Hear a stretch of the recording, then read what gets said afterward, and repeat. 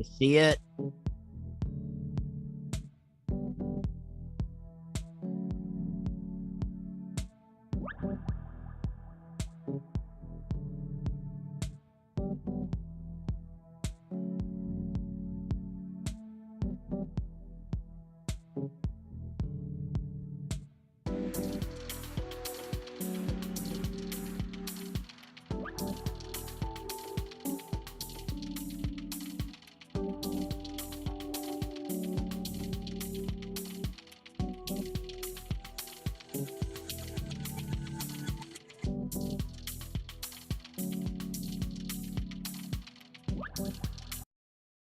One APIA Nevada is a grassroots nonprofit organization that advocates for policies empowering everyday Asian Pacific Islander Nevadans.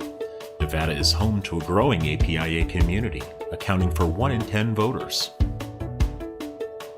We are One APIA Nevada.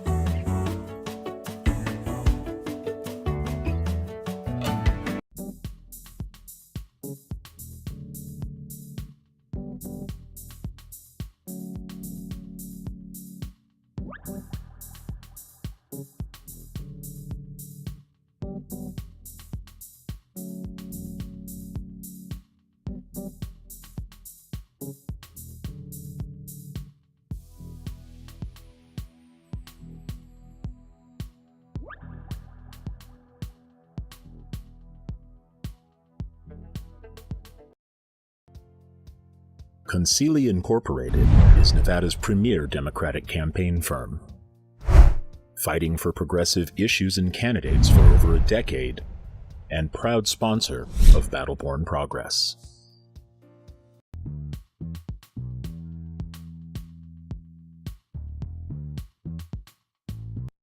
Tonight's episode of Out in Front is brought to you by our season sponsors, Concili Inc., Nevada State Education Association, One APIA Nevada, Silver State Voices, and Stefan and Marta Schmidt, as well as our episode sponsors, Save Lives Nevada and Washoe Education Association.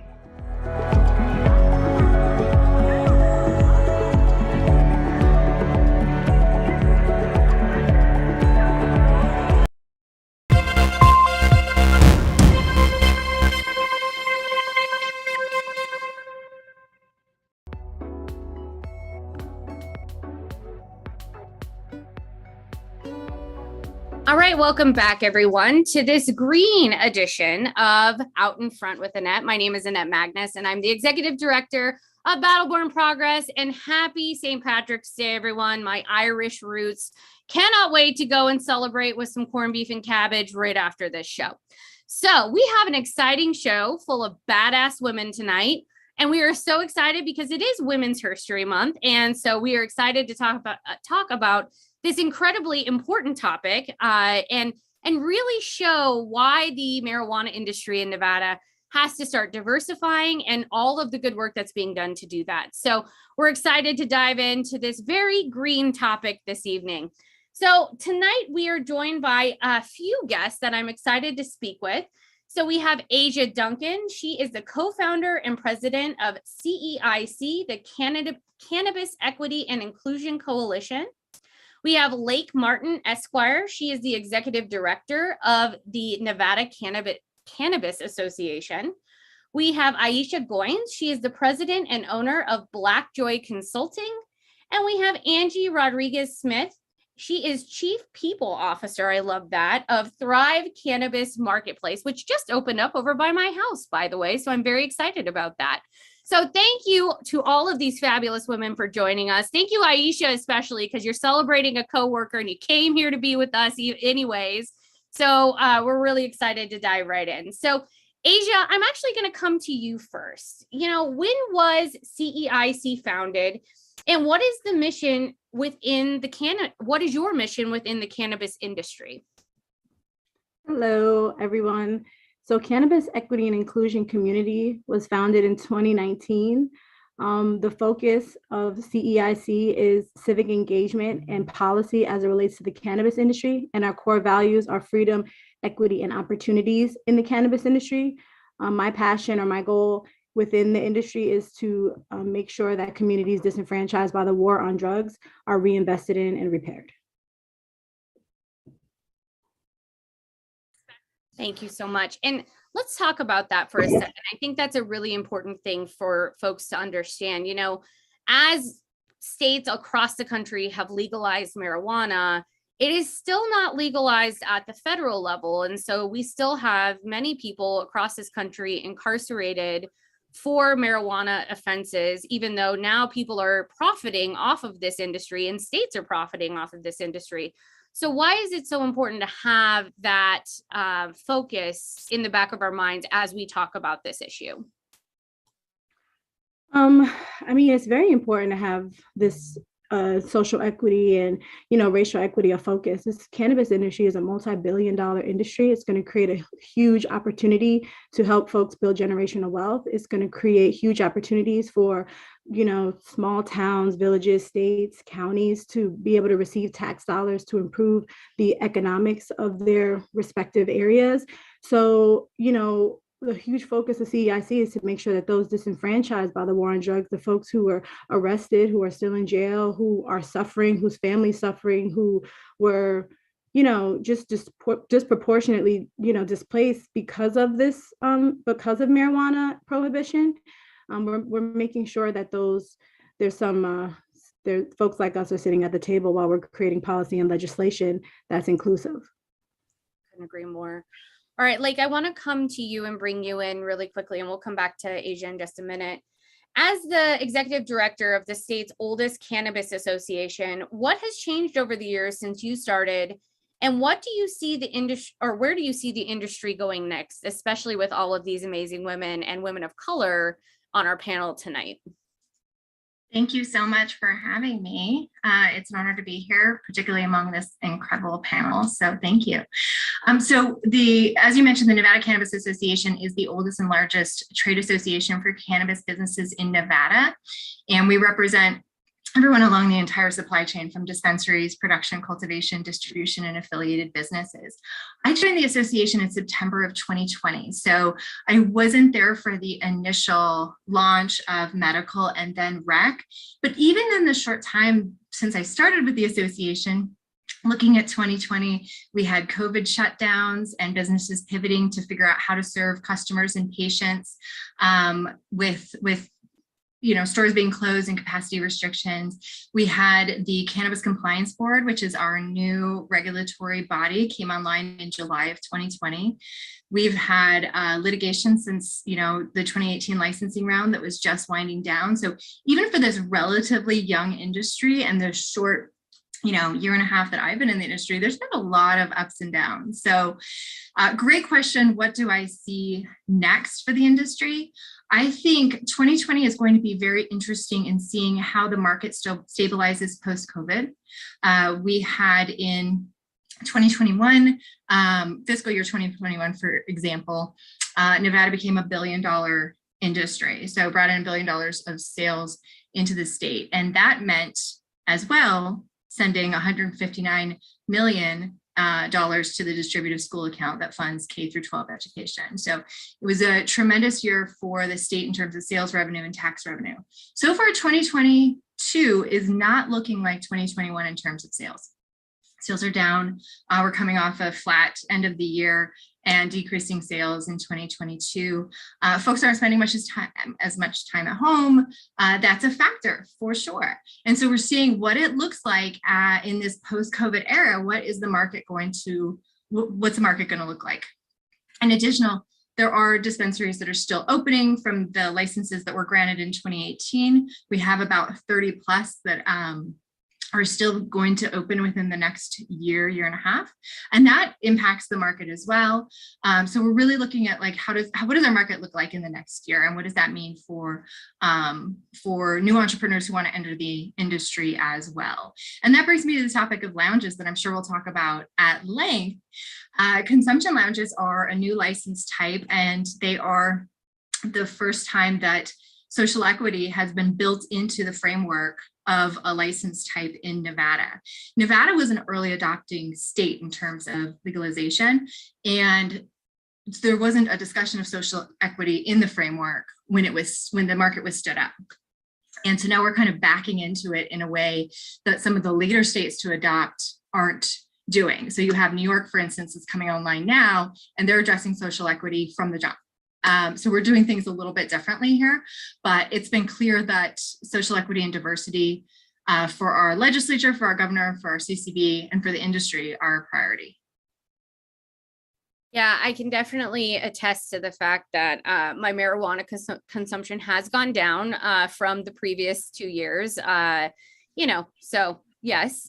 And, I do think that's an important note, like that people are spending less time at home, but these lounges, I think, do really present an opportunity for the industry maybe to change the way they're doing business. What, for our viewers at home, maybe who weren't following the last legislative session, what do those lounges kind of mean for Nevada? Because it really is something that's, I think, going to revolutionize the way the marijuana industry does business in Nevada and maybe across the country. Yeah, absolutely right. So lounges are going to be a safe and legal place where people can consume cannabis, because that's actually not right now. If you're a tourist visiting Las Vegas, there is nowhere for you to go to consume. You can't smoke in your hotel. You can't smoke on the street. And so this is going to give an opportunity for that. But beyond that, we are the entertainment capital of the world. So it's not just going to be a place to go and consume cannabis, right? They're going to be experiential opportunities. They're going to be, some might be modeled after nightclubs. Some might be modeled after a yoga studio. Some might be modeled after a chill place to hang out and watch sports. And what's interesting is that we will get to see all of these ideas come to fruition within probably the second half of 2022 is when we anticipate some of these might open. Nice. All right, Aisha, I want to come to you next. You have been an outspoken advocate for cannabis licenses that allow opportunities for small cannabis businesses to have a share of the market, which is currently dominated by large corporations. How is Nevada approaching this issue, and what more should be done, especially around social justice, equity, all of those important issues? That's a great question. First, I want to just thank you for having us. And I always feel the privilege to be amongst these women. They are a part of me in life and in business. And so, having an opportunity to sit on a panel with people you love is always great. To your question, I think Nevada has a consistency of doing business the way they do business, right? And what that means is we move slow and conscious, and we try to make all the decisions the right way the first time. And so saying that, because I'm always an apologizer for my state, I've been here since I was 5. So saying that, what I want to say is, I believe when they introduced cannabis, they did what they thought was in the best interest of the state, right? And being one of the 9 states to legalize, as Lake has said, now we've had an opportunity to kind of look at all the states and what they're doing well and what they're not doing well, and kind of take a step back and look at what we can and what we can't do. Thanks to the industry abroad, what we will get sued for, what we won't get sued for, what's in our Constitution and what's not in our Constitution. And all of that comes into play when we're considering how to evolve the industry to be more diverse and more equitable. One of the things that I always have a concern with is I'm thinking with 2 heads all the time. I'm thinking as an activist, and then I'm thinking as a lobbyist, right? And so I know the things that are possible, and then I know the things that I don't give a damn if it's possible or not, I want to happen. And so what I'm going to talk about is the things first, as an activist, this is the things that have to happen. We have to figure out how to diversify the industry without excuse. We have to figure out how to allow persons who have been traumatized by the war on drugs, whose families have been traumatized by the war on drugs. We have to figure out a pathway to get them into the industry. We have to stop making excuses for this obstacle to entry, which is money. We have to stop making excuses for that.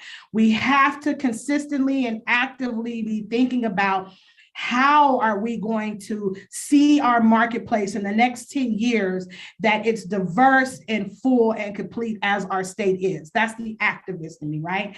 The lobbyist in me says, as I consistently go back and forth to session every other year, and I'm asking them, what can we do best and what can we do well and what can the state stretch to accommodate? I'm thinking about opportunities 2 years out, 2 years out, 2 years out. And what we have to be able to do is really creatively think about the industry, not the way that the industry is today with a dispensary here, a cultivation here, and a production company here, right? But think of how we bring small businesses into the industry, because small businesses is at the forefront of America. It is how we do business. It is 48% of all employment. So when you only have corporate industry, you're locking out all new employees, all new ideas, all new creativity. And so what I'm thinking about when I go into legislation is, how can we policy new opportunities for small business owners? And how can we make that equitable? And then how can we make it freaking affordable, right? You can't spend $1 million every time. That doesn't even make sense conceptually for any small business owner, that it costs me $1 million to start a business, right? I have a small business. It don't cost me $1 million. I'm in the same city jurisdiction. They do charge me a little bit of money. As a matter of fact, they changed my designation recently, charged me a little more money. However, it's not $1 million. And so when I'm thinking about what can the state do, what can we do better, I'm thinking that we need to really decide how we want this industry to look in 10 years, and then just do that, not make excuses for why we can't, but say in 10 years, we want this many small businesses, just how they did casinos, right? When they introduced Dotties and they introduced how many slot machines a person could have to diversify the casino industry. We need to do the same intent with marijuana. We need to decide in 10 years, we want to be able to say we have this many small businesses, we have this many equitable businesses, we've made these advancements, and we did that because we were intentional that we wanted this in 10 years. So that's what I think that we could be doing better. So more forward thinking is what you want. You want our legislators and our lawmakers to be more forward thinking and creative when it comes to being a state that has legalized marijuana. All right, I want to ask you another question, Aisha, while I have you. And of course, we're going to come back to you after this. We got a long night tonight together. But the federal government, I am constantly on the, I'm constantly yelling about the federal government needing to legalize marijuana finally. I think it is far past time that this country legalize this and move towards a more just and equitable process around this. So what are your thoughts on that? And where do you think we need to go federally in kind of the same vein, right? Like, it's not enough just to legalize it at the state level. How do we make this industry grow nationally as well and be more equitable nationally? I'm more concerned about my people going to prison than I am about equity. To be perfectly honest, like when people have conversations with me about business, I'm always thinking about how the business has been built on the trauma of my people. And so that positions me a little different in that conversation. I don't make it a habit to weigh in on federal legalization, just more so because I think if they were serious about federal legalization, they would have already passed safe banking. So I just don't think that it's realistic, right, in this timeline. But if I was going to think in the world I want to live in, I think what we need to, when we're talking about decriminalization across the states, We have to take into consideration that there are states that are living in a legalized marketplace, right? And how that affects all the nation as a whole. I don't want to be the politician that creates the policy for federal legalization and then have to let that be their legacy. I don't envy that person, because ultimately, if you legalize without considering the trauma, then we're cussing you out because you didn't consider the trauma, right? And then if you don't legalize, it consistently puts trauma. So when I read the MORE Act, I've read Cory Booker's policy, I've read safe banking, and none of them, for me as an activist, none of them are addressing what is most important. And that is, we cannot consistently profit off of the trauma of my people specifically, but the people abroad, and then think that it's okay. So when we're talking about, should we legalize, should we decriminalize? Absolutely, that goes without saying. I don't give a damn how that affects industry, money, and business, and all of that. But what I do care about is, don't do that and then start businesses and you haven't addressed the trauma. That's not okay. So, the activist in me is like, decriminalize this shit, right? And then the lobbyist in me is like, oh no, I don't want to see a policy if it don't include this, this, and this. So I'm always battling with this dichotomy. And this is, you're all in my head right now. So everybody's like, oh, this is why she's crazy. Yes, this is why I'm crazy. So I think decriminalization is important, but I don't want decriminalization. I don't want them strategizing decriminalization without strategizing my people. There needs to be reinvestment, and not reinvestment as just in getting the business, because that's not reinvestment. That trauma is consistent in these communities. Even to today, you can do search and see what's being over-policed, and those polices are still using marijuana as an initiator to pull people over, to disrupt their lives. That's still happening. So decriminalization isn't enough. We need to do some reinvestment, and we need to address that trauma. So federally decriminalize this, right? But is it possible? I don't believe it. Look, this is why I asked you the question, because my activist heart is screaming the same thing. So, but my lobbyist brain is like, how the hell are they going to actually do something like this? And also, are they even going to do something like this? Because they don't tend to get a whole lot done other than daylight savings time at this point. So there's that part. Okay, Angie's cracking up, by the way, because she's not used to us just running our mouths like this. Angie, welcome to this nightmare that we call Out in Front with Annette. Thank you so much for joining us. It's such an honor to meet you. So what can you tell us about the work that you've done at Thrive to encourage greater commitment to equity and inclusion in your work?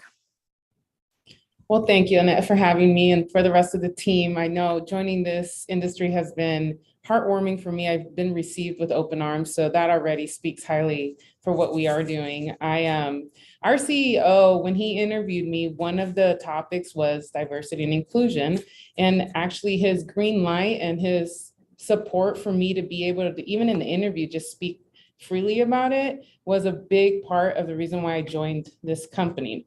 One of the first things I had to do, though, given my background is e-commerce and gaming, I had to learn a little bit more the specifics about this industry. It would be a disservice to just take the experiences I've had in those industries and just come over here and duplicate. I had to learn that in cannabis industry, we have higher responsibility and a burden to social equity. So with learning that and thinking about that, it's the programs we're going to have to build out to the future. I'm still fairly new. We've taken some small steps, definitely, and it's in our vocabulary. I'm injecting it wherever in every discussion we can. Our CEO and one of our investors, we came actually to one of Aisha's classes and presented in the pathway to ownership. Our CEO dropped some knowledge on how to run a successful cannabis industry and also the help, hopefully some tips on the application for the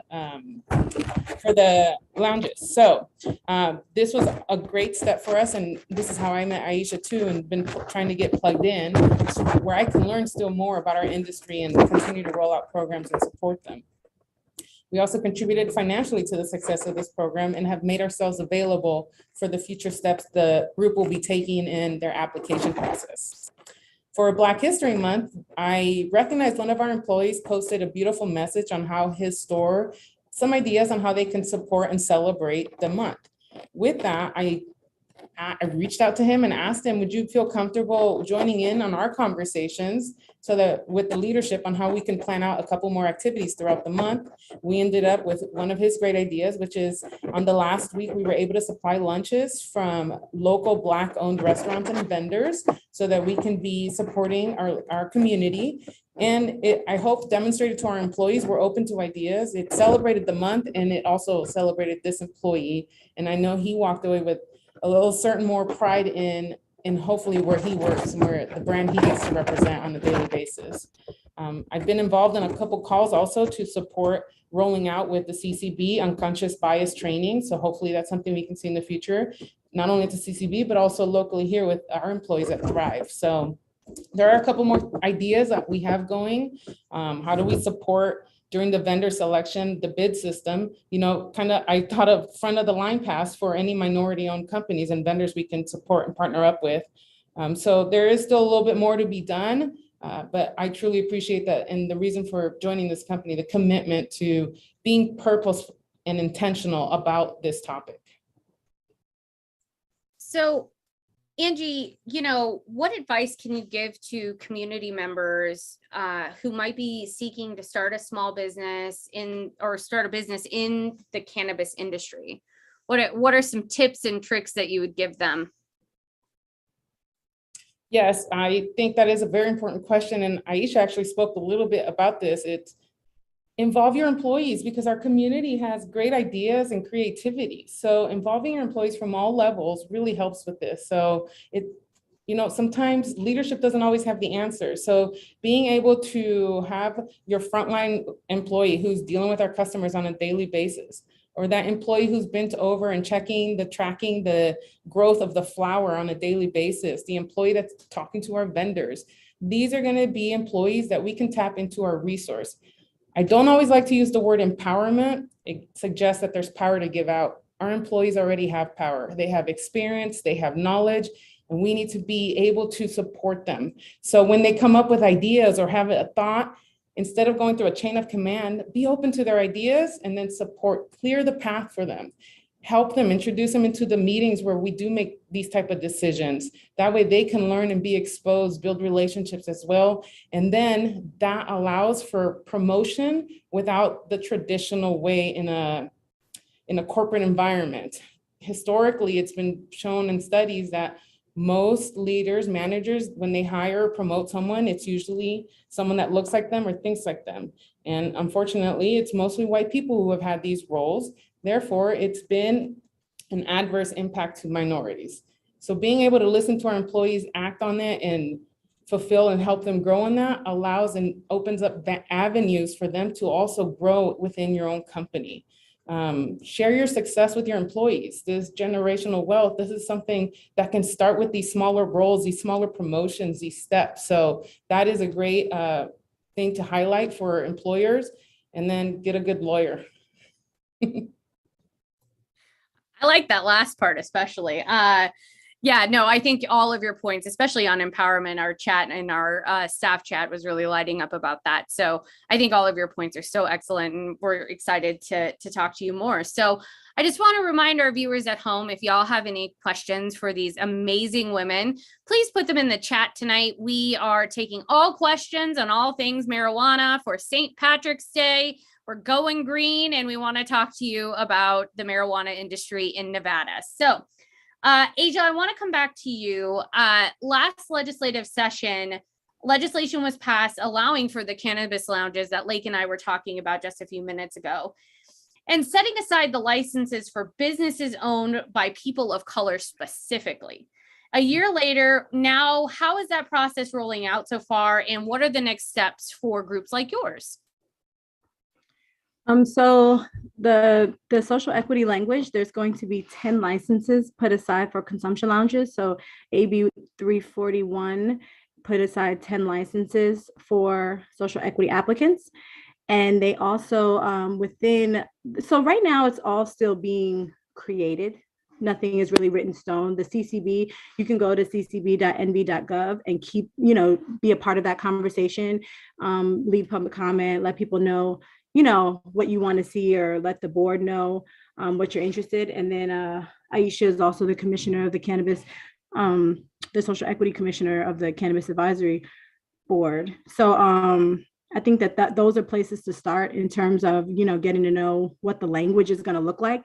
If you go on there, there's a whole section of their methodology on how they're determining social equity in terms of, impact zones. And, when you lived into impact zone for a specific period of time, if you're able to, share a story that is, specifically talks about your disenfranchisement. They're working on really, how do they qualify folks?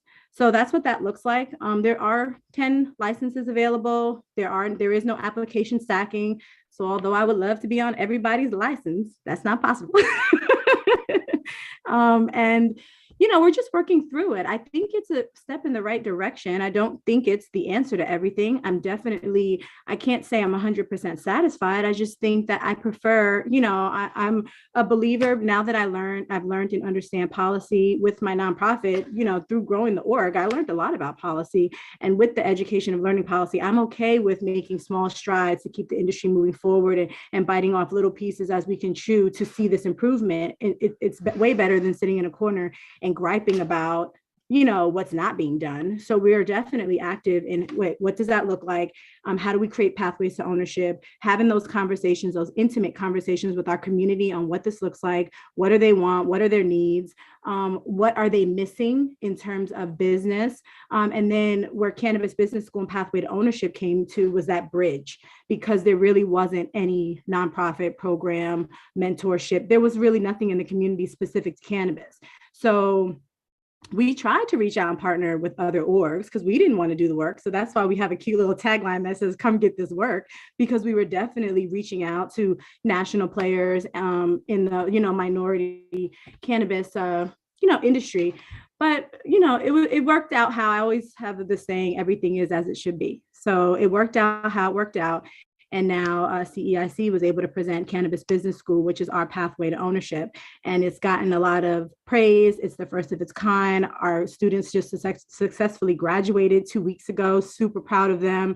What they were able to do in 16 weeks was commitment and dedication. That was just on a whole nother level. I was at MJ BizCon for clients, and they were outside of MJ BizCon doing surveys. It was very empowering and powerful. And it really made me these are grownups. These are not children with the dream. These are grownups with families, with jobs. So they committed time to do this. So to see that level of commitment, it's whoa, there is a need, there is a void, because they took time off families, children, work, wives, husbands, everything, and created businesses, created business plans, structured it, did feasibility studies, did surveys, put the time to really think about what all that looks like and ask the questions. So if anything, what CEIC was able to do is put them in rooms with folks that were able to hear them, listen to them, potentially invest in them. And, now we're looking forward to another cohort. So we're excited about it. That's so awesome. And congratulations on all of that amazing work. Just a follow-up question, because this is something I often think about. What are the business owners in need of? What are you hearing from the business owners? What are you hearing from folks who work in this industry? What do they need? And what resources are needed right now in this industry? Do you mean specifically for the Cannabis Business School students, or you just mean my experience? Yeah, your experience, or generally the students or any of the folks that you talk to on a regular basis who are in this industry or who want to go into this industry.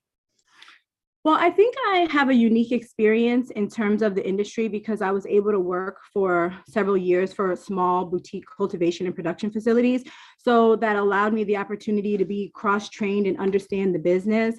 Because there was no social equity program or small business program really weft into the industry, I was able to see the struggles of small business owners in this industry.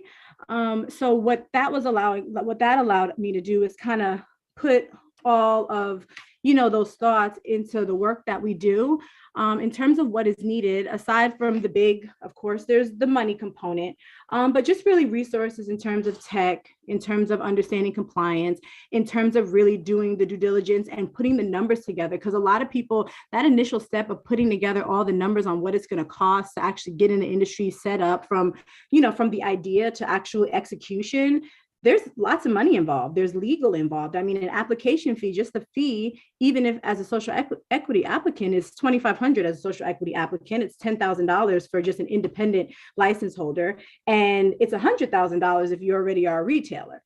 So when you think about, what that looks like, you don't want to spend $2,500 and then find out that your business concept is not viable.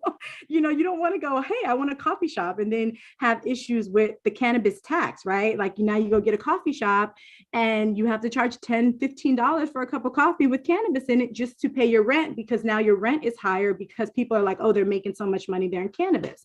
And then it's just the seed to sale. What does that look like in metric? What does that look like in terms of compliance? How do you put security measures and the ventilations and the air filtration systems in place, and protect your business from theft and fraud and all of those other things? So there's all of these resources. And when you think of small businesses, like in Nevada here, you can start a small business and there's programs that you can go to get, whether it's bookkeeping training or whether it's just there's resources available for people who are interested in starting a business. They'll hold your hand. I don't know all of them like off the top of my head, but they'll hold your hand in starting a business.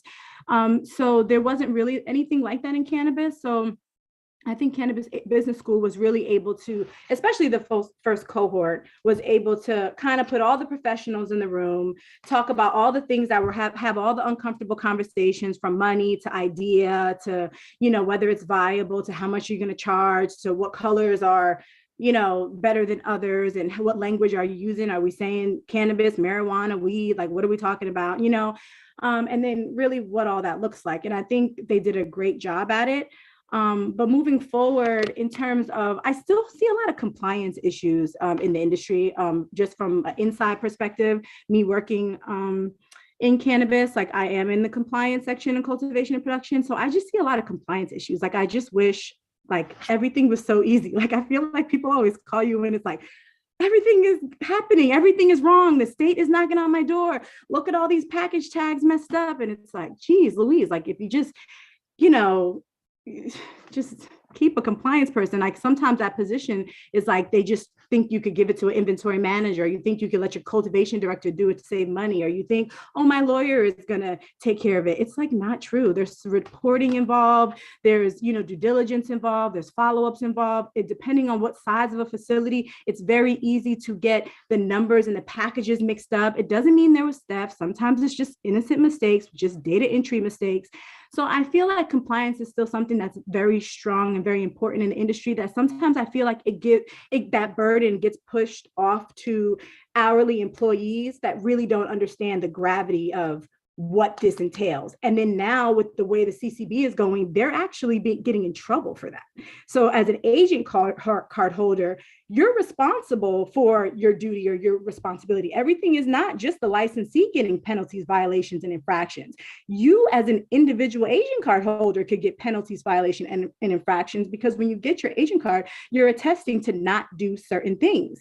And right now, everyone thinks everyone in the industry is making a whole lot of money, but they're not making a whole lot of money. Everyone's soon going to be making a whole lot of money. I feel like retailers are in a much better position than cultivators and production facilities, because there was this learning curve on Nevada, specifically, like the environment, the dry climate, just how to grow weed in the desert, right? This is an Amazon, this is a product that needs to go in a different type of climate. So that learning curve costs a lot of owners a lot of money. So what that is looking like now is they're trying to, just be real tight with their budget, and they're putting the responsibility on compliance on folks who really don't understand it and don't know how to implement it. Like, just for example, at a client's facility I'm working with now, like she just didn't keep records of any of her harvest reports. And now out of nowhere, we got an inspection and they randomly said, let me see 2019 harvest reports.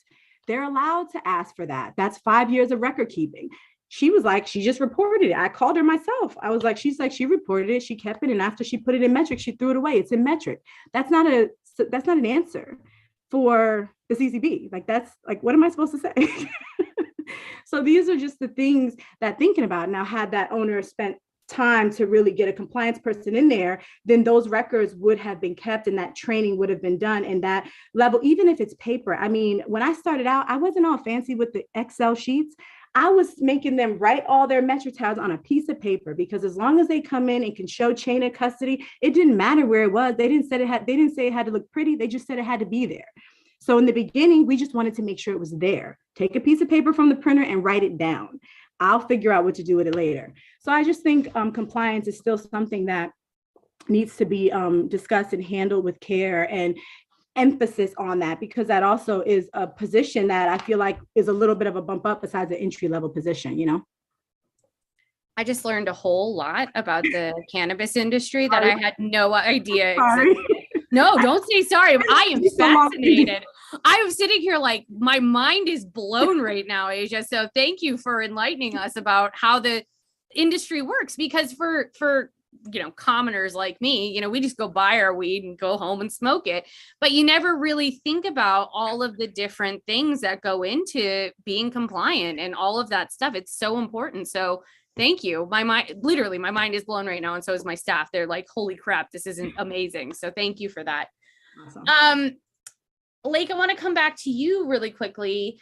While it's great to see the cannabis industry blooming in Nevada and booming in Nevada in some ways, Aisha and I were just talking about this a minute ago.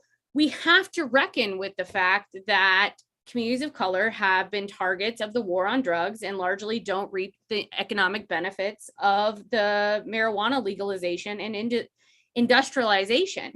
So how is Nevada approaching correcting this past injustice and current injustice?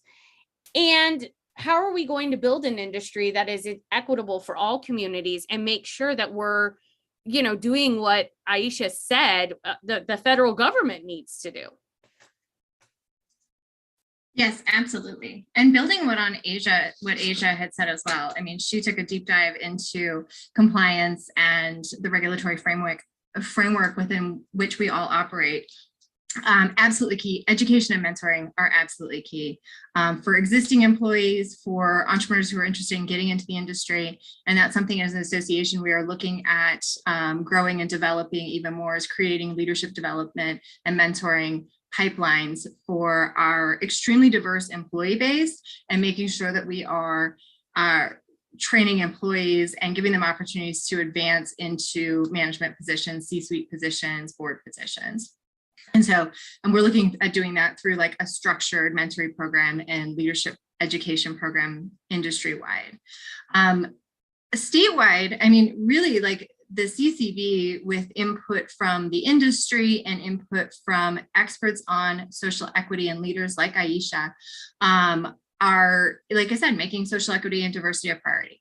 And so they are weaving it into all future licensing rounds in some form or another, like lounges being the first, but lounges is not the last, right? Like, I think this is here to stay. And again, kudos to them, kudos to the legislature who required, as part of the 2019 legislation setting up the CCB, that required the CCB to look at the demographics of the industry. And so each year, the CCB is going to do a study of the industry and say, okay, what does it look like? What are the demographics in the industry? And where do we go from there? So right now it's serving as a baseline and benchmark, and we'll see what it looks like a year, 2 years after we launch lounges and whatever the next steps are after that. So we really are, we're in a really good place looking forward with CCB and with the Cannabis Advisory Commission, and making sure that diversity is a part of all future policy going forward. And like, just to come back to you on that, how do we make sure also that we are pushing the state to do more to expunge records of people who were previously convicted? How are we doing more to push for folks to come out of jail who were put in jail for marijuana offenses? How do we make sure that policing does not include pulling people over because they quote smell marijuana or whatever excuse they choose to use today. Like, how do we, especially as white women, do better to make sure that we're holding our legislators accountable to kind of take the next step to do these things too? Yeah, and there have been a lot of steps in that direction. Aisha brought a bill last session that reduced penalties for juveniles who had a certain amount of marijuana. Aisha, I don't want to misstate or incorrectly state, but but steps like that. I think it will be incremental. I think each session you are going to see bills along these lines as we look at the landscape and say, okay, we're here. What still needs to be fixed? And now next session, we're here. Okay, what do we still need to correct? And so it's going to be a consistent process. And I apologize, Aisha. Aisha can much better state what the bill was, but it will make a significant impact for juveniles going forward and making sure that this isn't a permanent part of their record. Aisha, you want to talk about that bill really quickly because it is super important. Real quick, it's AB 158. Assemblywoman Danielle Monroe Marino brought the bill. It is juvenile possession reform, and it passed unanimously in the Assembly and the Senate. It's unfortunate because we're having a little trepidation in Washoe County. What we found out is because we weren't, it's always how they interpret the bill, right? Also, since I'm on the topic, elections have consequences, right? And so we're in election season, so you want to be mindful of that. And so what's happening is in Washoe, the district attorney has decided that cannabis vapes is not only drug paraphernalia, but then it's also a class felony for juveniles. So although they are separating marijuana plant from marijuana concentrate and have decided that if a youth has marijuana concentrate, it should be a felony. So this is one of those things where, we set out to do good work. We set out to make sure that our young people their lives wasn't being derailed by something that Nevada has now legalized. And the policy really was supposed to be a first, second, and third offense would be forgiven, and then it would be after the third offense that a youth 21 and under actually would then be held accountable to their mistakes. But now what we're finding is, Washoe has decided that they want to take a different look and a different interpretation of the bill that was intended unanimously through our legislation to keep our youth out of jail and not use weed, marijuana as an entry level to life derailment. But what consistently continues to happen is the more we try to ensure the freedom for people, the more creative ways people find to put people in prison or derail their lives with marijuana. It's just unbelievable to me. But the bill is AB 158, and the intent was to ensure that our youth's lives weren't derailed from 21 and under by cannabis possession. Actually, cannabis and alcohol possession. Good. Okay. Aisha, while we're here, I want to ask you another question. So currently cannabis licenses the license holders are overwhelmingly white and overwhelmingly male. Why is it so crucial that Nevada ensures communities who have been marginalized by the war on drugs have a stake in the future of this industry? And also, why is it important that women are involved in the future of this industry, especially with this amazing panel tonight? Since it's Women History Month, I'll lean into women a little bit, right? I'm thinking how I want to answer this. So I'm always being challenged to think of myself as a woman and then a Black woman. But of course, I'm always being faced with being Black before I am being faced with being a woman. However, because my sisters are so super important to me, it's important that we are considered as equals in a marketplace, just period. And this isn't just marijuana, this is period, right? We we've had to overcome so many things as women, being considered as number one, a whole vote, right? Let's start there. And then after that, being considered as skilled enough or viable enough for, to be able to run our own businesses and be professionals and be a success. And so this industry is not like any other industry. All the industries in America, except for anything having to do with cooking, have always been dominated by white male men. So cannabis really isn't any different. It's just that as we're proceeding, we need to figure out how to diversify that as a whole and include women, right? So then backing out, the question was about how do we diversify the market, right, Annette? Okay. So we've answered this question previously, and so I want to just state this again, that we can't do anything without intention, and so we want to make sure that we're consistently telling our legislators and jurisdictional people that this is the marketplace that we want to see, and our marketplace is inclusive because Nevada is a multicultural state, multiracial state, and we want to make sure that our marketplaces and our industries reflect that. And what I want to see from the marketplace moving forward is also, to Lake's point, we want to make sure that our owners and our licensees, and kudos to Thrive, because one of their investors and their owner has really taken an impactful role with CEIC and Pathway to Ownership. They're not just doing lip service, they're doing the work. Also Deep Roots Harvest as well. They're really invested in that. And it gives me great joy to know that they don't consider social equity or they don't consider people that have been disenfranchised by past cannabis policies as competition, but they consider them as people that should be offered into the business opportunity and also be leveraged up so that they can be successful and we can ensure success. So I just want to give them kudos, but the marketplace as a whole has to be thinking about, we can't think equality. Equality is not a thing, right? And I would love for America to be home and free.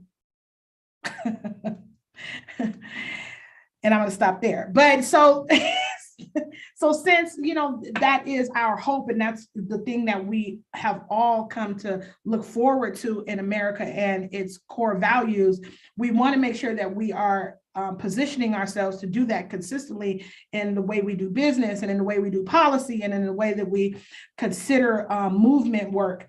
And so in this industry specifically, I don't always feel like they are thinking about how, number one, the marketplace should be equal. And then number two, how do we provide equity? I often feel like that they're saying, keep them out. And I don't want to feel that way, right? But when you have a situation where where we are arguing over whether social equity and diversity should be included in the licensing round, that makes me feel some kind of way, right? When we're having to lobby whether or not diversity and social equity should actually be considered in the industry, that makes me feel some kind of way, because it makes me feel like I'm forcing the industry's hand to do what they should do rightfully. But that's government, right? That's government. I say that lightheartedly. That's government. But what I'd like to see is more, to Lake's point, more intentional mentorship. So I'm going to drive it home. I would like to see more intentional mentorship. I would like to see more of the industry leaders get involved, go out into the community, actually handpick persons that, if you don't want me to handpick them your damn self. Go out and handpick people that they can mentor and bring into the industry. Actually pay for people to get the education necessary to be successful and sustainable in the industry. Do the extra step. And to Asia's point, I don't want people to think, I know that a lot of these businesses don't have a lot of money, because if they did, they wouldn't be out here having to sell their license, right? They wouldn't have 20, 30, and 40 people on the license. So I don't want anyone to think that I think that they have a lot of money. I don't think that at all. But what I do believe is someone's making money, and it ain't Black and brown people. They still putting us in jail. So when we're considering that marketplace and what that looks like, we need to be looking forward, as I said before, being intentional and actually mentor.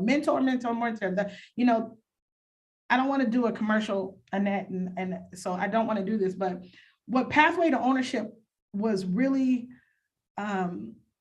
intentional about is understanding that what has been missing in education programs is mentorship, the cannabis industry actually being the person to provide the information necessary for sustainability. And when we decided to do this program, the industry stepped up without question. They were like, if this is what you're going to do, this is what you think is valuable, this is where we are.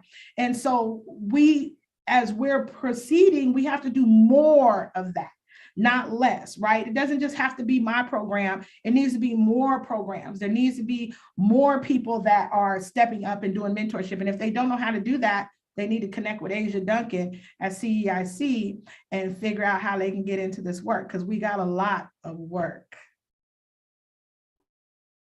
Oh yeah, absolutely. Thank you. And you can do a commercial anytime here, Aisha. I'll totally allow that. So Angie, I want to come back to you.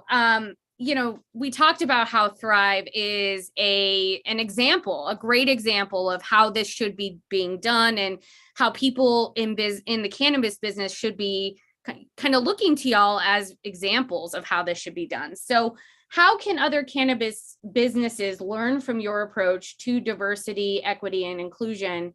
And what would you like to see more of from firms both large and small? Yes, I think I applauded earlier Thrive for already being involved and supporting, being intentional and showing up, putting even some financial support behind some of these initiatives. So that's a big one. I mentioned how we try to get our employees involved, and they're part of our community that we service. So any community we want to be in, I'd say it's always been good to be a reflection of that community. And again, being that we're in the cannabis industry, there's a bigger burden for us to correct some of the harm that's been done with the war on drugs. So that's a big one. I think I've also said, our employees need to be involved. The studying, the constantly learning from your employees, from your community, from your customers, listening to the customers and what they have to say also is very important. So those are all big steps, are big parts of what we do regularly. So I'd say those are some pieces that definitely would love to see from the smaller and the bigger ones. Definitely be intentional, and then clear some of the pathways for employees to keep growing. Your vendors, your community partners. It doesn't only have to be your employees. Just out of curiosity, I see your phenomenally Latina shirt on. I love it. What is it like being a woman and being a phenomenal Latina in the marijuana industry? What's that been like for you? And just what are some of your kind of personal experiences and highlights being in this industry? It's been a journey that has gotten me to this point. So I've definitely had some peaks and some valleys in my career. I never intentionally set out to be really anything. I didn't even know about college and careers. And so I believe someone said earlier, it might have been Asia, that sometimes things happen the way they're supposed to happen. And I've been impacted by the war on drugs through my childhood, with my brother, with my father, with my uncle. So to now be on this side, where before I might have crossed my arms and judged anyone that would be selling drugs, to now be on the other side, educate myself, open up my mind, my heart to our people and our community and the impacts we can have in a positive way, has been a great journey. And then to be promoted to such a level where I have a chief in front of my title, although our titles don't define us, they definitely open up doors.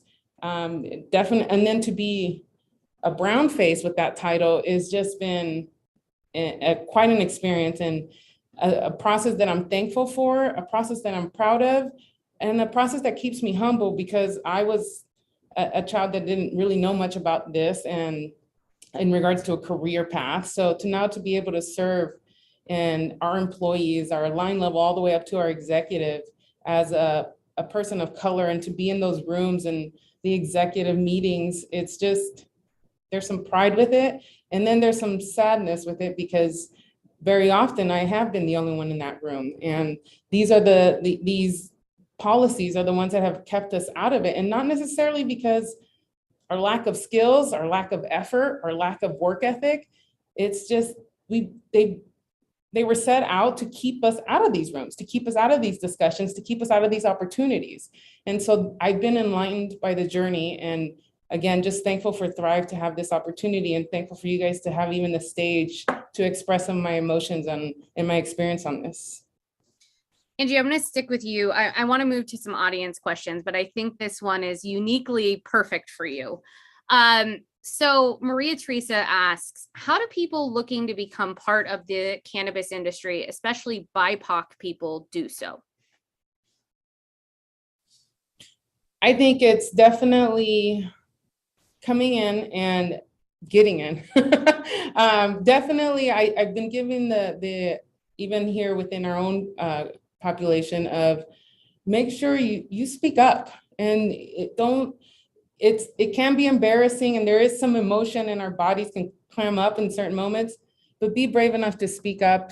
You have good ideas, you have your experience, you bring something to the table or the chair or wherever you are at, you bring something. So let your light shine, whether it's in this industry or any other industry that you're in.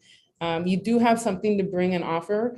And keep with those questions, keep asking questions, you go out, you go read the compliance, the regulations, you go learn that stuff, and don't rely on someone else just telling you, oh, that's, you're supposed to weigh it before you measure. No, go out there and keep learning and doing the research for yourself. It doesn't even have to be certified in a school or anything. Keep reading and learning for yourself, so that knowledge is you, and when someone's giving you an answer that's not factual. Thank you for that. Lake, I want to come to you with another audience question. This is from Brian, and Asia, if you want to jump in here too, feel free, because you brought this up and I know Brian is super interested in this. So since this is a desert, do we have as a state, or do we as a state have more out-of-state vendors because it's hard to harvest here in the drier climate? Well, so this is the interesting part about cannabis being federally illegal, is that you don't bring in out-of-state products. Everything that you're buying in stores is grown in Nevada. There is no interstate commerce.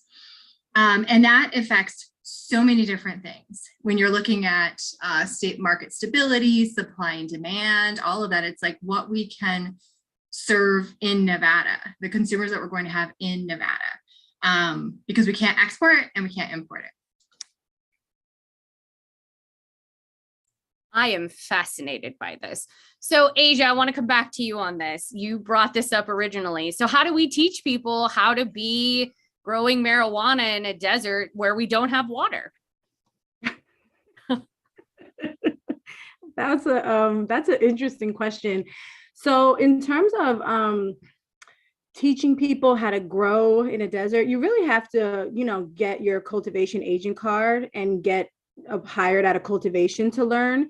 I think the cool thing about the industry is because it is a growing industry, there's so many components. When you're growing inside, it's not like growing outside, to where now we're using natural resources as a as a way to get sun or a way to get nutrients. A lot of the things that we're doing is introducing them in the cultivation. So we have lights now, before it was like HPS lights. Now we've evolved to LED. So with the evolution or the growth of the industry, we're trying to think of more energy efficient ways to run a cultivation without having a $25,000, $50,000 light bill. I've seen like $50,000, $60,000 light bills. It's really bad. In terms of water, we've always been really great and resourceful with water, but RO water, reverse osmosis water, removes all of the hard water and the chemicals out of the water. And then we're just bringing in nutrients.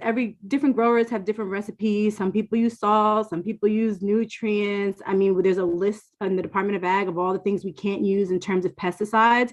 But botany is a real thing. Horticulture is a real thing. So when I think about an industry, you're botanists, there's horticulturists, you're not just a grower anymore. You know what I mean? So in terms of genetics, there's tissue culturing, there's different mediums from rock wool to cocoa to hybrids. Like, I mean, this industry is really exciting. So in terms of, hey, what's your niche? You're going to have to figure that out and discover that on your own. The person who asked the question, I don't know if you grow or you don't grow, but I encourage you to really, make that decision. Like on how you choose to grow, and then just really learn the laws, because there's the getting in the industry component, there's the patient component of it, there is the caregiver component of it. So there's different ways that you can get in the industry and make sure that the plant maintains integrity and it's safe to consume and you're doing it above board and legally. But like Lake said, in terms of like interstate and all that other fancy stuff, none of that is happening. I think right now we were able to leverage some really great genetics that came, that were here, and how they got here is a mystery, but they got into these facilities because we know they didn't start here. Listen, Brian's on my team, and literally Brian and I are going to go sign up to grow weed now. I swear, you send me the links, I'm signing up. This is awesome. This is fascinating. And he said he does grow, by the way. I asked him. I mean, he does grow, so he's super interested in this. Yeah. Yeah. So, Aisha, I want to come back to you really quickly. Paula says she read an article about New York offering licenses to people with previous marijuana convictions first. Does Nevada have any similar plans to do that? So New York is in session every year. And so because, understanding the politics is always the drama of explaining why something can happen and why can't something happen. So I think that Nevada could do that, but in this licensing round, that isn't necessarily, because there's still business and industry law, there's still commerce law, there's still a lot of laws that we have to go by that isn't just policy for marijuana. And so saying that to say, yes, we could do that, but is it lawful? I don't know. And I don't fault the CCB for trying to not be sued. I think that it's smart to position themselves to be as transparent as possible and have a fair licensing process. But again, New York's, they're in session every year. And so they're able to, make the changes sooner and faster than Nevada is. But this licensing round, I have a love-hate relationship with this consumption lounge stuff. And the social equity the language didn't designate for specific Nevada persons. And so that's going to prove to be a challenge in the licensing round, but we could. I think one of the things that we did talk about is maybe saying that, because it does say for people that had passed cannabis policy, that we could interpret that to say, well, it's Nevada. If you had a past cannabis policy in Nevada at some point, right? But you can't lock people out of a licensing round. Nevada was sued for that. You can pull the documentation. So I'd love to see that. I probably will go back and ask for that, but I don't know if it will be in this licensing round. And that's just in full transparency.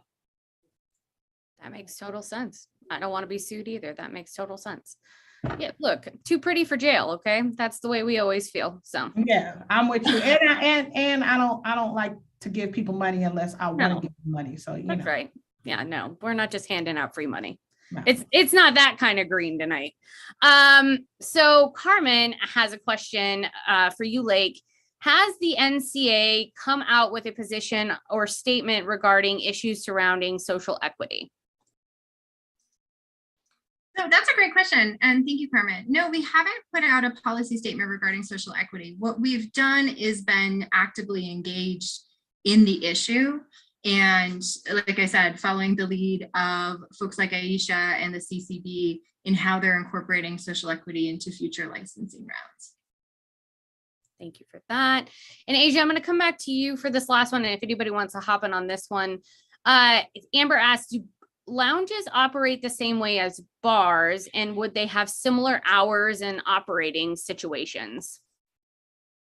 And anybody can take that, but Asia, if you want to take it first, I wanted to come back to you.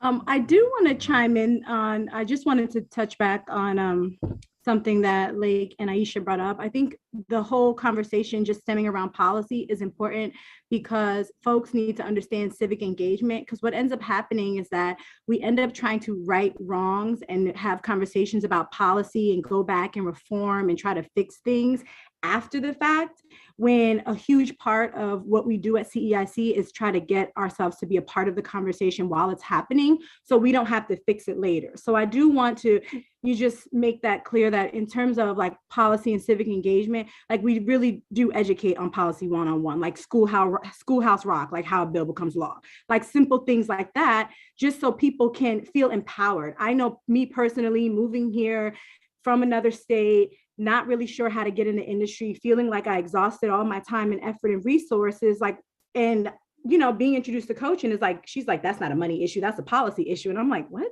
How is this a policy issue? This sounds like I don't have enough money. No, that's a policy issue.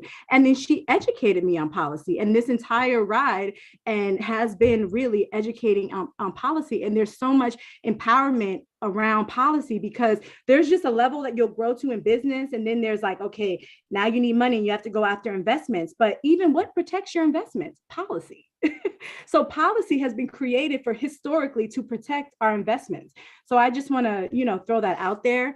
And then I want to politely ask you to repeat the question, because I was holding on to that thought. Oh, no. Listen, this is that type of show. So you can come in anytime. You should have said that earlier. The question was, how people want to know how these marijuana lounges are even going to operate. Are they like bars?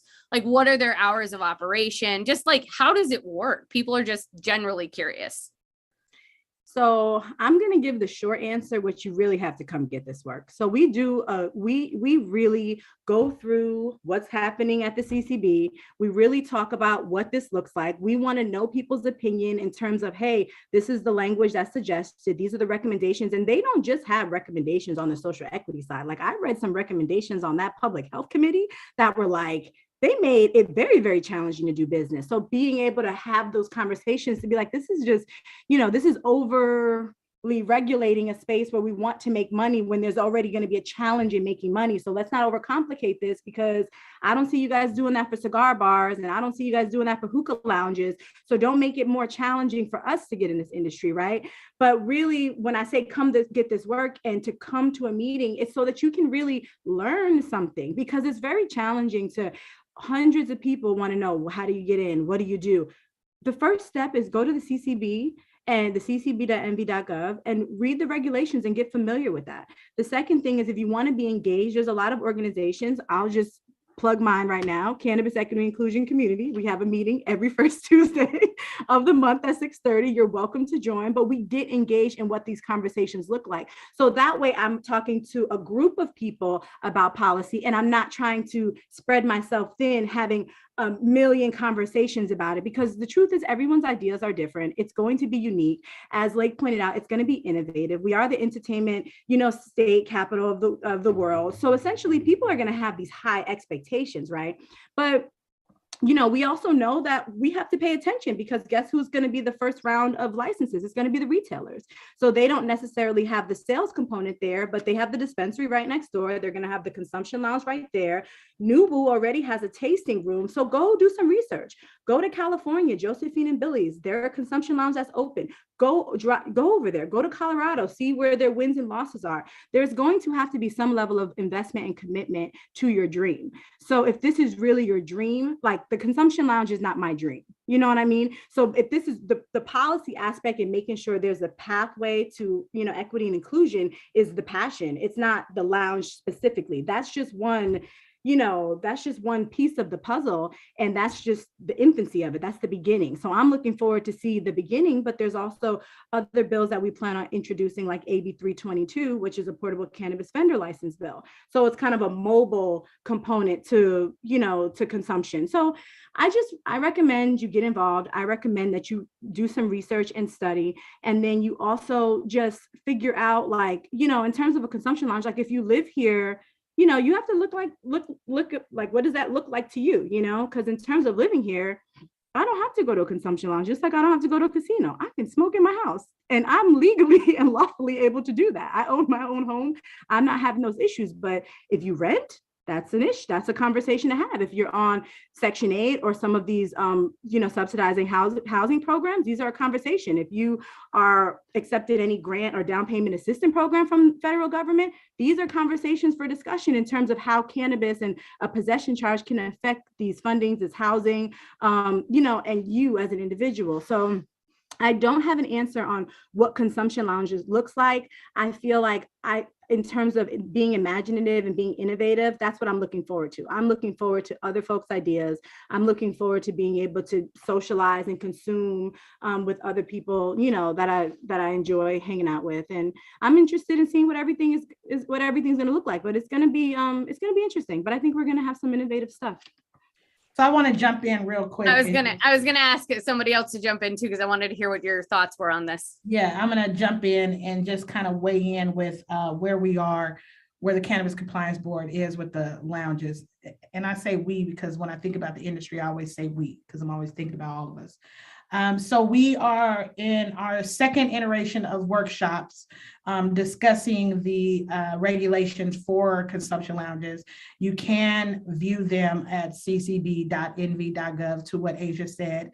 What I love about this regulation process, and I want to give kudos to Director Klimas and the CCB, is that they have been very transparent, taking feedback, not only from the subcommittees, but also from people weighing in the workshop. So if you are still interested in having your voice be heard, you want to be paying very close attention to what's happening with the Cannabis Compliance Board and them orchestrating or constructing the regulations for the consumption lounge. There is a new iteration of them released on the website right now for the meeting that will be happening on Tuesday at 9 a.m. You can submit your questions and your suggestions in writing to the CCB. And when I say they really are taking suggestions, I'm looking behind me because the damn things are like right behind me.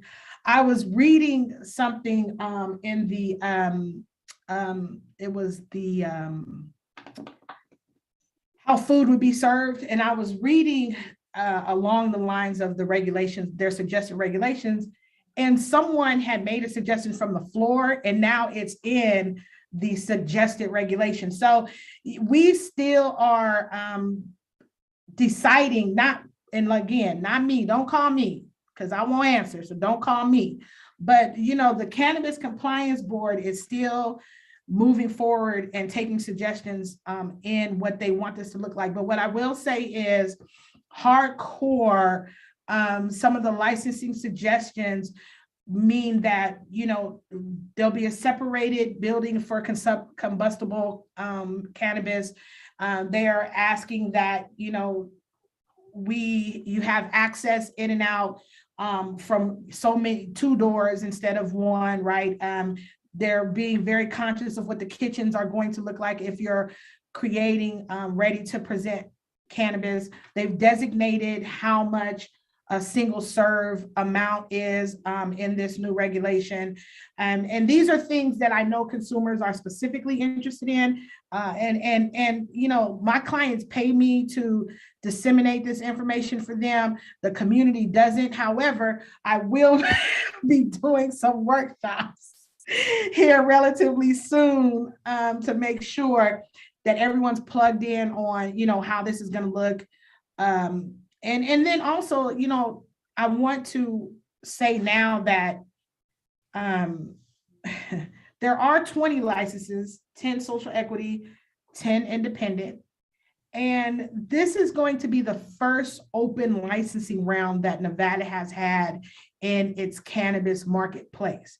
You, me, how many people on this call right now? There's 5 people on the call, six of us, right? So all of us could put in for the lottery ticket to be in this round. Everyone watching this could put in for a license to be in this consumption lounge. There is no reason why anyone at any place sitting anywhere could not put in for a ticket to be in this licensing round. So I don't want to have a conversation after this licensing round, people saying, I didn't know, and if I coulda, woulda, shoulda. No, I am telling you right now, my name is Aisha Goins, name of my company is Black Joy Consulting. I stand on my own name, Aisha Goins. I always introduce myself with both names so you don't forget. I am telling you right now, you absolutely can get into this license round, get your money together and get into the licensing round and get into the lottery. You have just as much opportunity as anyone else. This is a Nevada market round. Get your ass up, stop talking about and dreaming about it and do it. And then worry about the rest of the stuff as you get ready, right? But get ready to get into this licensing round, because I would hate, Annette, it's gonna make me really damn mad if this round goes and I'm talking to people later and they saying, oh, I was gonna get in the licensing round. No, why didn't you? The only reason why you didn't is because you didn't believe enough in yourself to put your hat into the lottery, right? So that's what we can expect. Well, you're the greatest hype woman Nevada marijuana industry has ever had. So let's do this. I'm excited myself. I want to join this lottery. This is the one lottery I wish I'd win. Okay, Angie, I'm gonna finish with you. I think this is an awesome one. How can we support the cannabis or cannabis if we don't typically partake in marijuana? So how can we support all the good work that you're doing if folks aren't partaking in buying marijuana? It's a good question. I actually wasn't a big user prior either. I grew up in the dare to do not do drugs era, so I wasn't, and I'd seen my brother and what had happened. So educating yourself is definitely a big one. Participating in these conversations, showing up for your community. And there's other vendors out there that isn't necessarily just the using of the product. So there's different ways. Become a mentor for someone that might be in the industry as well. So there's different partnerships to serve our community. I think also there will be studies on how all the other products that come with our cannabis can be good for our people with cancer, with pain, with PTSD, whatever it might be. So be open-minded about it and educate yourself on the topic would be my answer. And when your friends are partaking and the lounge is open, there's going to be other stuff that's going to be available for you. Show up. Yes, can't wait. All right, so I want to wrap up with some final thoughts. Lake, I'm going to start with you. Final thoughts on this evening and what folks in the community need to know about this industry. Thank you so much. Again, thank you so much for the opportunity. I always love being surrounded by these women. And I think for my final thought, I just wanted to add on to what Angie said. You can vote. I mean, really, like we are all talking about policy. We are all talking about legislating at the federal, state, and local level. This is the most interesting field I've ever worked in because there are policy changes every day. And there's also so much opportunity at the state level in particular to right some of the significant wrongs that have happened in the past with federal policy. So it's a really like ever-changing, extremely interesting area, but it needs engagement and it needs support. And we need to support those legislators, those city council people, those senators and congressmen and women who support cannabis. And like, where do folks find your organization so that they can, study up more? We are at nvcann.org, nvcann.org. Thank you so much. And I'm happy to talk to anyone, reach out to me. And thank you all for being engaged on this. Awesome. Thank you, Lake. All right, Angie, final thoughts for this evening. Thank you again for sharing your wisdom with us. I'd probably go back to the, Black, Indigenous people of culture. How do we get involved? How do we find our opportunities? sometimes there isn't a one answer to that. So I'd say just keep going. And as Aisha said, do it. Now's the time. Things are changing. Just get out there and don't let the fear, the embarrassment, or, even me being on this call, I'm like, why would I be invited? Think that question, yes, but then show up and do it. Because you're phenomenal and your shirt says so. So that's why you were invited. So thank you. Asia, final thoughts for this evening. My final thoughts for the evening is, well, thank you for having me. First and foremost, thank you, Annette. Thank you. Well, Scott's not on this call, but I appreciate him for connecting all of us. And I love I love this panel. So I love all these women. I think showing up is a huge part of it. Like, that's the first step if you're not sure, but just I wouldn't be pigeonholed. Like, it's a brand new industry. How you want to show up in the industry is your choice. There are mom groups, just Facebook groups for moms who smoke cannabis. There are pet groups for people who just want to smoke and walk their dogs. There are canna cooking shows. Just maybe there's just so many ways. So just really figure out, it might not be consumption for you. It might just be education. But what's going to happen when you show up and you get yourself educated is that you will start having the different conversations in your circle, and you're always going to be connected through 6 degrees of separation to someone else to help with the destigmatization of cannabis, because it's still, when Angie talked about growing up in the DARE era, me too. Like, the bear was in our school from elementary school to middle school. I can still sing the song. Scary commercials where your eggs will be fried on marijuana. It was just very, very scary. So it was like two pathways. Either we were so scared we weren't going to try it, because growing up in communities that were disenfranchised by the war on drugs, we saw the trauma of our parents going to jail, getting arrested, our families being separated. So then we were like, I'm not touching that. So then we became these overachievers, in terms of Black and brown women, where we were like, we're going to do this, and we're going to go to school, and we're not going to mess with the plants. But then there was a whole nother component of mental health issues and opioids and drugs and other things that came from that, in terms of, like, that cannabis could have been relieving. So I just think that if you show up and you get yourself educated, then you're already contributing to the industry. So give yourself a pat on the back. But then with education, you're able to make sure that there's not a lot of conversations being had that are going to keep the stigmas around cannabis, like it's bad, it's a gateway drug, or you're going to overdose. Nobody has ever overdosed from weed. So just little things like that definitely helps put the industry forward. So I think that everyone should consider that. Thank you for that. All right, Aisha, final thoughts for the evening.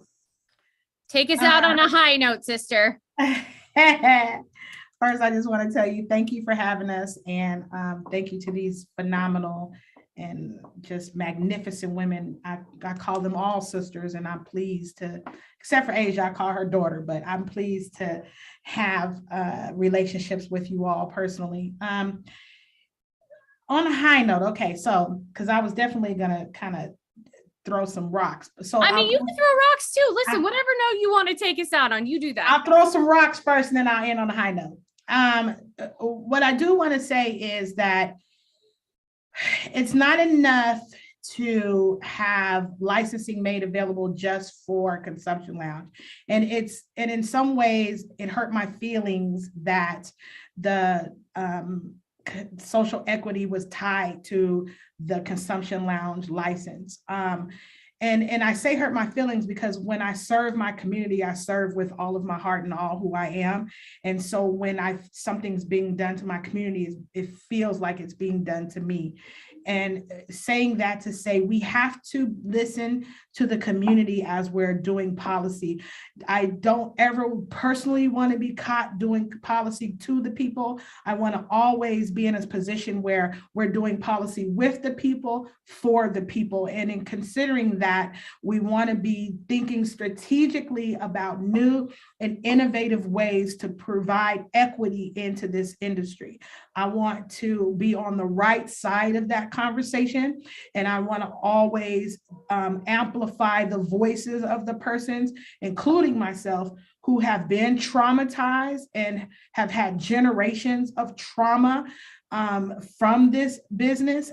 It hurts my feelings every time I walk into a dispensary, knowing that the consumers in there are Black and Latino, but the ownership is not. That is not. I'm not beside that. I have not forgotten that. I am thinking and considering that every single time. I also am Black in purchasing. I don't want any business owner in the state of Nevada or across the nation to think that they are privileged because we've started calling marijuana cannabis instead of it being marijuana. It does not make me feel good with knowing that people are still in prison for something that was called marijuana, and now white men are profiting off of it, and we're calling it cannabis, and it has been positioned as a business of clout based on that. I'm not okay with that. And so ending on a high note, I believe in the industry. I believe in the people who are working towards a better industry. I trust the people that work alongside with me. I know that we have not seen yet the greatest things that will come from not only the Nevada cannabis industry, but the industry as a whole. I know those persons who are toiling in movement work consistently, making sure that our voices are being heard and equity is being put in the forefront and we are not being denied. So I appreciate legislation abroad and state listening to us and positioning us in places that we are able to sit at the table and be thought partners to change the policy. I encourage every single person that is under the sound of my voice to get into the work. If you don't choose CEICNV.org, then choose someone. Do not sit on the sidelines at something that is still green. It is still an opportunity for ingenuity. It is still an opportunity for invention. It is still an opportunity to be a part. Please don't sit on the sidelines. Please get involved. Please let your voice be heard. Please don't be silent. And the last thing I'm going to say is, it is my absolute pleasure to serve my community. I could not do this work without my community. I am nothing without them. And it pleases me most when they are elated with the work that we do. Come get this work. There's plenty of work. All right, we're going to leave it with that. She took us out on a high note, like I asked. All right, I want to thank all 4 of these incredible women tonight for joining us. Thank you for sharing your knowledge and your wisdom with us this evening. And thank you for sharing your time mostly, because this went over and I appreciate y'all sticking with it and talking to our viewers because they were very interested in this topic tonight.